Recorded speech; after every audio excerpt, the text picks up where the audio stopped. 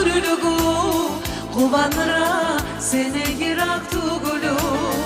Aziz seni yırlarını izleymen Asıl gülük sırlarını gözleymen Yollarına kızıl gülleri seveyim Orlarını tizlerini o büyüyüm Her karabım bir kıvanç Her sözümle balın var Her günü görmesem anam Öler gibi kalın var Her karabım bir kıvanç Her sözümle balın var Her günü görmesem anam Öler gibi kalın var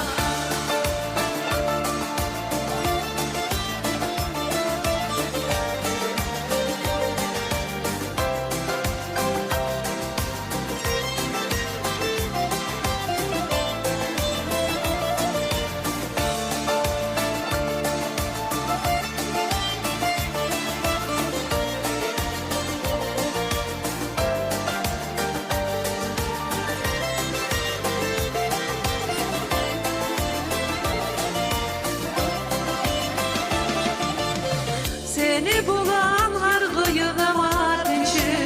Sen ruh verip bolgamanır meyirci Yırım sen yırdaşımsan seni anam Sır çeçegen sırdaşımsan seni anam Aziz seni yırlarını izleyme Asıl yürek sırlarını gözleyme